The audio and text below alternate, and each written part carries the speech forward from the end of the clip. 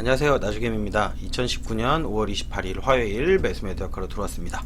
오늘은 두 번째 녹화인데 제가 음악을 꺼놓지 않고 매수매도 요약을 해서 배경으로 다 음악이 쫙 깔려버렸네요. 그래가지고 음악이랑 제 목소리랑 이렇게 섞여서 나와서 다시 녹화를 하게 됐습니다.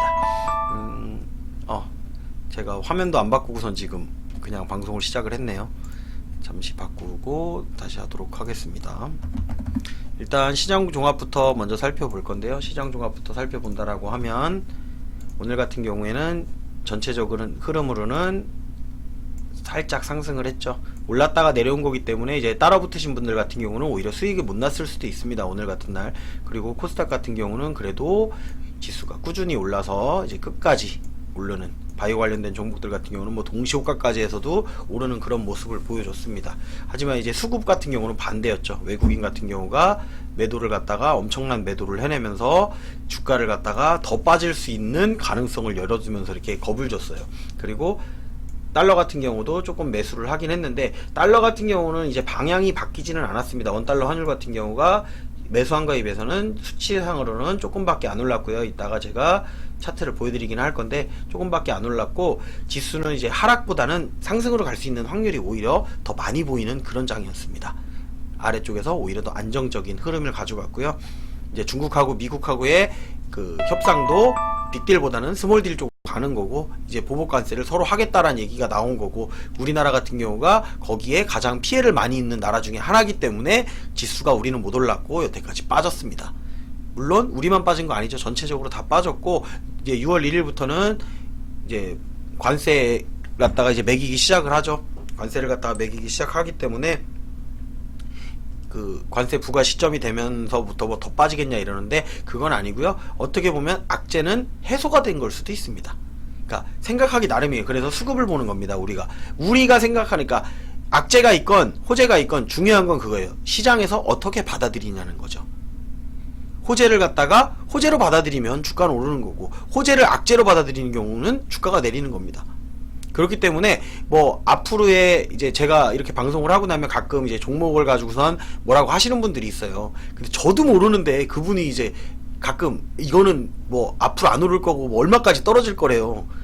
그걸 알면 신이죠. 모릅니다, 그건. 그렇게 얘기를 하면 제가 특별한 대꾸를 하지 않는 이유는 저도 모르겠으니까. 근데 나는 올라갈 거라고 생각하고 올라가는 수급을 봤으니까 매수를 한 거예요. 근데 그분은 뭐 때문에 안 올라간다, 뭐 때문에 뭐 더 내려갈 것이다, 이렇게 말씀하시는 분들도 있습니다. 하지만 시장에서 어떻게 받아들이냐는 거죠. 세력의 주체가 매수를 해주느냐, 악재가 나왔는데도 매수를 해서 더 높은 가격에 사겠다라고 하면 주가는 올라가는 거예요. 그리고 악재가 이렇게 많이 나와도 또 끌어올리는 주체가 매수를 하고 대차를 상환을 하고 전체적인 흐름이 그러면 그 분위기를 타고 간다는 거죠. 그렇기 때문에 제가 항상 말씀을 드리죠. 그래서 개인들의 이 분위기가 중요하다. 개인들이 그래도 매수를 많이 하긴 했는데 외국인이 많이 판 거에 비하면 개인들이 그렇게 많이 매수한 건 아닙니다. 오늘 같은 경우에는 기관이 어느 정도 매수를 갖다 받쳐주면서 그 중에도 연기금이 이렇게 매수를 받쳐줬기 때문에 전체적인 흐름은 바닥권에서 그렇게 크게 벗어나지는 흐름은 아니었다. 그리고 변동성 지수 같은 경우도 크게 뭐 이제 많이 움직인 게 아니었어요. 뭐 마지막 부분에 비차익 같은 경우가 많이 이렇게 빠져나오기는 했지만 이게 대차 물량 상환을 위한 건지 어떤 내용인지는 일단은 살펴봐야 된다라는 거죠. 그래서 제가 오늘 같은 경우는 방송을 안 할 수도 있었는데 방송을 한 게 여러분들에게 대차 한 번 더 확인하라는 이야기 드리려고 왔습니다. 뭐 야간 지수 같은 경우도 약간은 빠져 있기는 한데 그렇다고 해서 특별히 뭐 하락 쪽으로 가는 움직임은 아직 보이지는 않고 있습니다. 그리고 전체적인 오른 종목들이 더 많았기 때문에 내린 종목보다 아무래도 너무 부정적으로 보실 필요는 없다. 외국인이 이렇게 빠져나가긴 했지만 다시 반대 포지션을 취할 수도 있다. 오늘 중국 A주 이제 편입 이슈가 있었기 때문에 아무래도 국내 자금이 이제 중국 A주 쪽으로 나가서 비중이 확대가 됐을 수가 있습니다. 그렇기 때문에 좀 빠져나갔다라고 생각을 할 수도 있는데 어떤 종목이 빠져나갔냐는 게 중요한 거죠. 고가에 있는 종목들이 빠져나간 거에 대해서는 전혀 문제 삼을 게 없죠. 고가에서 내가 물린 게 아니라면. 저가 있는 종목들, 심지어는 저는 오늘 셀트리온을 매수하려고 했습니다. 셀트리온을 매수하려고 했는데 안 사졌죠. 가격도 잘 걸었는데 내 것만 안 사지고 올라가요. 근데 저만 그런 게 아니라는 거를 알기 때문에, 그리고 이런 경험이 누구나 다 있습니다. 가격을 아무리 잘 걸어도요, 내 거 안 사지고 올라가면 방법 없어요. 그러면 시장가로 다 매수를 해야 되는데 계속 올라갈 거라고 생각하면 그런 게 확실하면 당연히 시장가 위로 다 매수해도 됩니다. 근데 확신은 저도 없어요.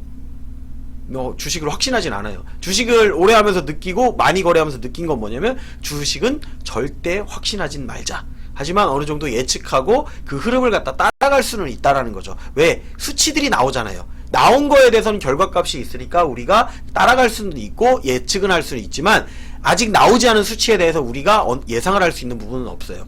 그렇기 때문에 나와 있는 수치만 가지고 얘기를 하는 거예요. 그러다 보니까 주가는 올라갈 수는 있지만 현재 흐름상은 하락이 맞긴 맞습니다. 뭐 수치상으로 봤을 때도 하락이 맞지만 이 수치가 이제 제대로 된 수치인가는 이제 다른 수치들과 함께 같이 봐야 된다라는 거죠. 그리고 원달러 환율 같은 경우도 여전히 이제 상승을 하긴 했지만 제가 달러 하락세라고 말씀을 드렸죠. 하락세로다가 돌아섰기 때문에 쉽게 또 방향을 틀지는 않아요.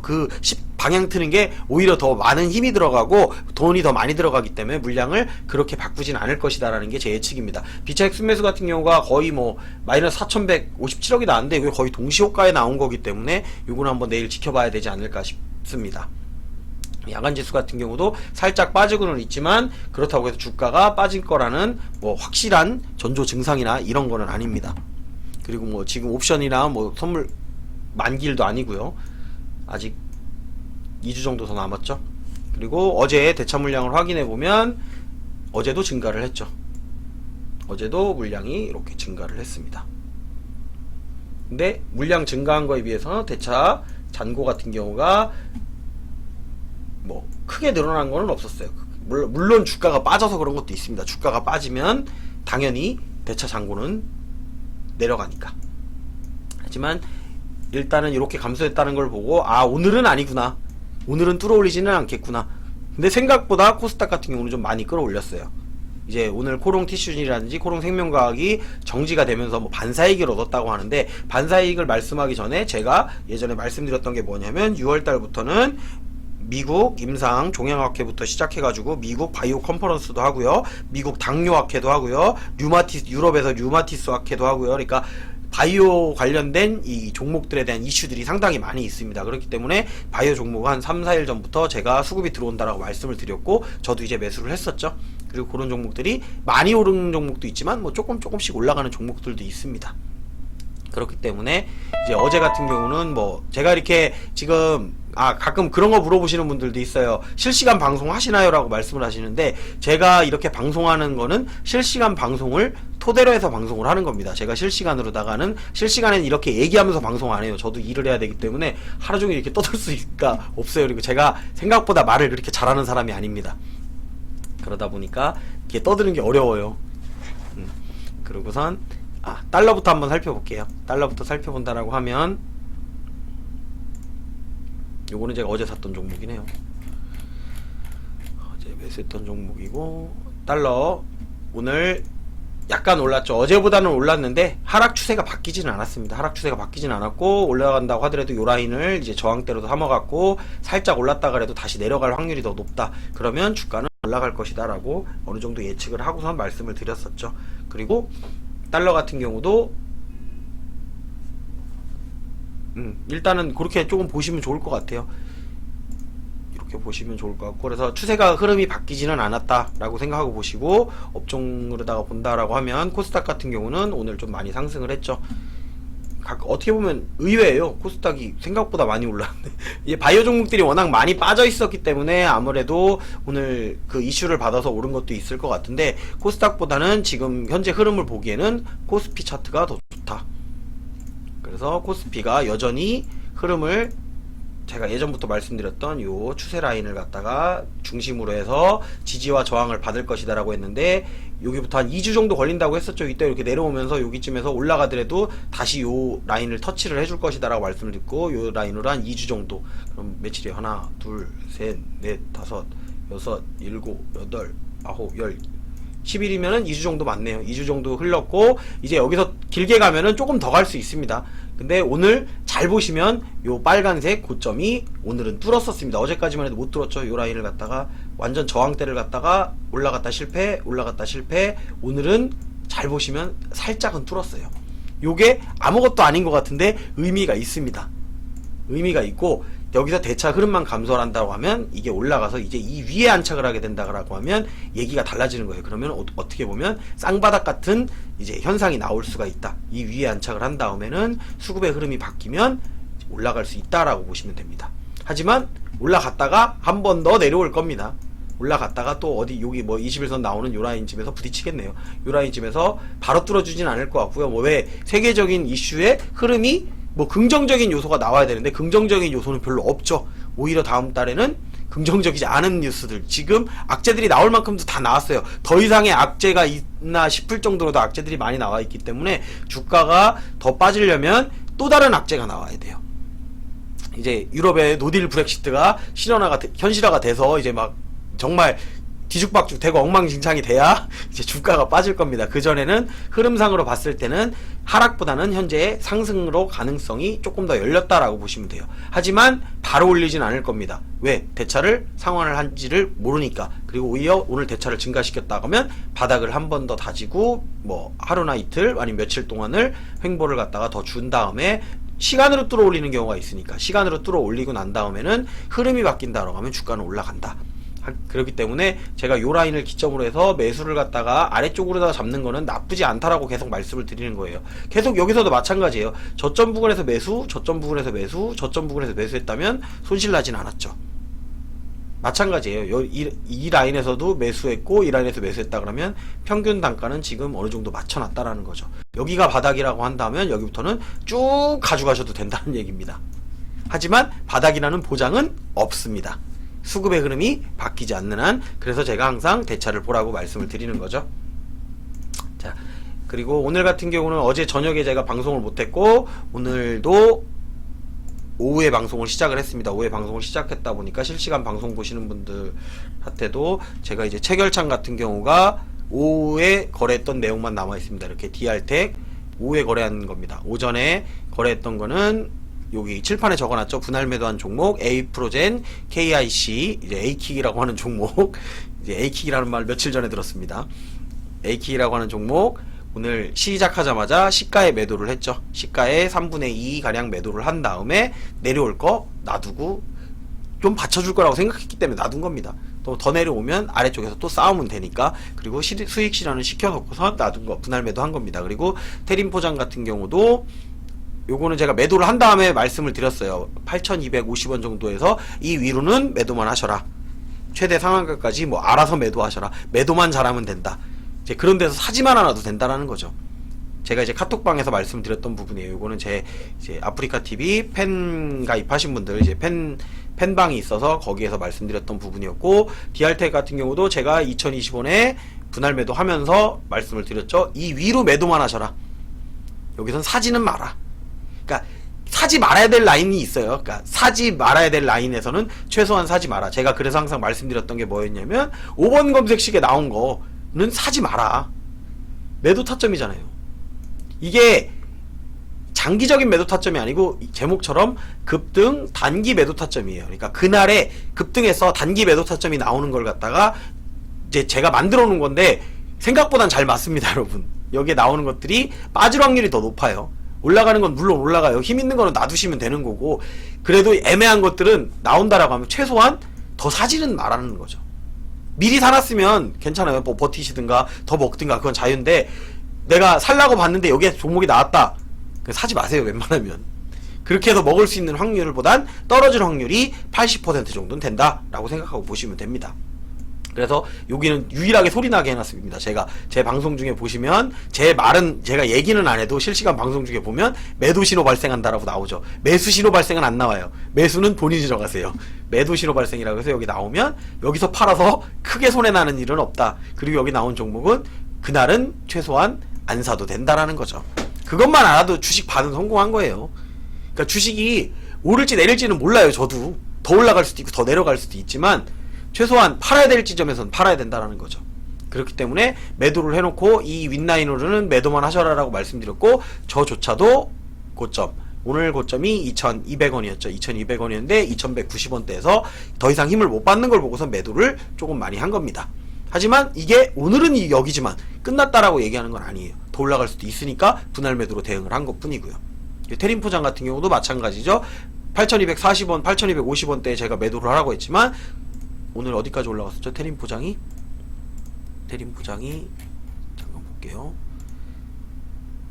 제가 8250원 정도에서 그 카톡방에다가 말씀을 드렸었는데 오늘 올라가기는 8780원까지 올라갔었죠. 엄청 많이 올라갔었네. 8200이니까 700, 500원이나 더 올라갔었네요. 그러니까 이런 경우 있습니다. 제가 팔으라고 해도 더 올라가는 경우가 충분히 있기 때문에 이제 그거는 이제 본인들이 판단을 하시면 되는 거예요. 하지만 사는 라인은 아니다. 그 위에서 내가 먹고선 팔았다, 단타 성공했다, 한두 번은 돼요. 근데 계속 그러다 보면 고점에 물리는 경우가 생기니까 그렇게 하진 마시라는 거죠. 왜? 오늘은 최소한 그렇다는 얘기예요. 다음번에 다시 올라가면 먹을 수 있죠. 근데 몇 번 그런 걸 반복을 하시다 보면 결국에는 고점에 물리는 게 뭔지를 알게 되실 겁니다. 그리고 어제는 제가 방송을 못했었는데 어제 매수했던 종목들도 오늘 나쁘진 않았죠. 어제 매수했던 종목이 ABL 바이오, 제가 바이오 관련된 종목 매수했다 그랬죠. 그 전에 뭐 필룩스 매수했었고 동성제약 매수했었고, 그런데 전체적으로는 다 조금씩 올라왔어요. 그리고 ABL 바이오 같은 경우도 올라와서 현재 5.53% 수익 중인데 안 팔았죠. 왜? 내가 목표했던 가격이 아니니까 퍼센트가 5%든 10%든 중요한 게 아니죠. 마이너스가 돼도 5%에 손절치지 않으니까 똑같은 개념이라고 보시면 됩니다. 수익 날 때 조금 먹고 손실 날 때는 많이 손실 나면 수익이 절대 안 납니다. 수익도 잘 먹고 손실은 최대한 적게, 이제 그게 목표입니다. 항상 수익은 적게, 수익이 나도 손절하지 않고 나중에 살려 나오자. 이제 그거를 몇 년 동안 해보니까 이제 손실 나는 게 별로 두렵지는 않습니다. 저 같은 경우는 손실이 나도 다음번에 살려 나올 수가 있다. 그만큼 비중을 조절해 놨으니까. 그러다 보니까 셀트리온 지난번에 비중 축소 해놨다가 여전히 물량은 가지고 있습니다. 근데 손해죠. 근데 오늘 살려고 했는데 안 사졌죠. 그러면 안 사지면 올라갔을 때 매도만 하면 돼요. 그리고 다음번에 다시 사면 되죠. 뭐 그런 식으로 계산하면 돼요. 어려울 건 없어요. 그리고 CJ 시푸드도 어제 매수했던 거 약수익이고요. XINC도 어제 신규 매수했던 종목, 오히려 어제 살짝 못 팔았었는데 오늘 마이너스 됐다가 다시 플러스로다가 해서 마감을 했습니다.